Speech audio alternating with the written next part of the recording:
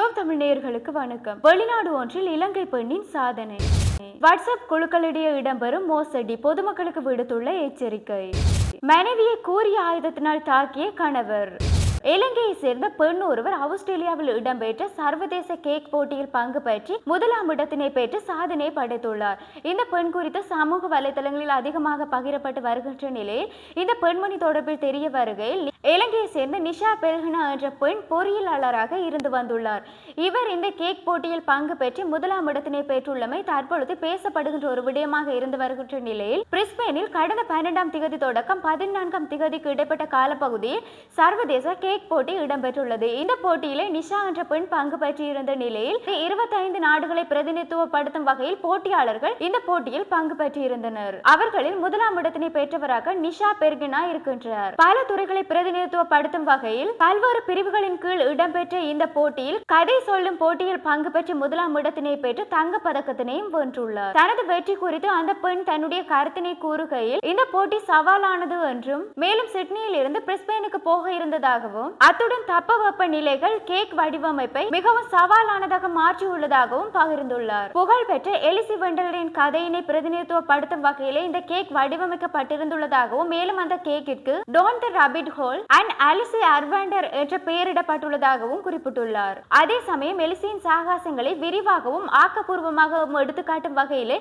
இந்த கேக் வடிவமைக்கப்பட்டிருந்துள்ளதாகவும் குறிப்பிட்டுள்ளார். அதே சமயம் இது தனிப்பட்ட சாதனை இல்லை என்றும் இலங்கையை சேர்ந்தவர்கள் ஆஸ்திரேலியாவில் கேக் வடிவமைப்பில் தங்களுடைய திறமைகளை வெளிக்காட்டுகின்றார்கள் என்பதற்கு அடிப்படையான சான்றாகவே இதை தான் கருதுவதாகவும் இவ்வாறான துறையில் இருப்பவர்களுக்கும் ஒரு எடுத்துக்காட்டு என்றும் அந்த பெண்மணி கூறியுள்ளார். தொழில் பொறியியலாளராக இருந்து வந்த நிஷா பெர்ஹனா பேராதனை பல்கலைக்கழகத்தில் பட்டம் பெற்றவர் என்றும் மேலும் 5 வருடங்களாக இவர் கேக் வடிவமைப்பில் தன்னுடைய திறமையை காட்டி வருவதாகவும் குறிப்பிட்டுள்ளார். அதே சமயம் தான் கேக்கினை தயாரிப்பது பொழுதுபோக்கு நோக்காக கொண்டு வந்துள்ளதாகவும் தெரிவித்துள்ளார்.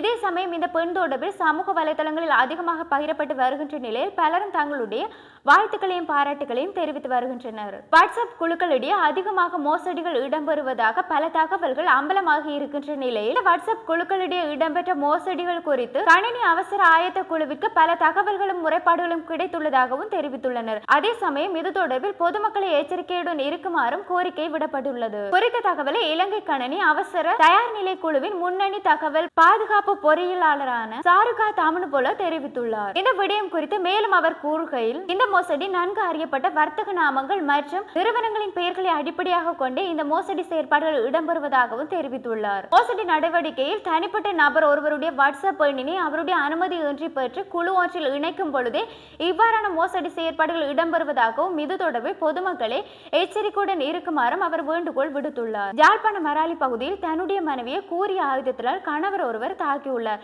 இந்த சம்பவம் கடந்த 17ஆம் தேதி இடம்பெற்றுள்ள நிலையில் மேலும் இந்த சம்பவத்துடன் தொடர்புடைய கணவர் வட்டுக்கோட்டை போலீசாரால் கைது செய்யப்பட்டுள்ளார்.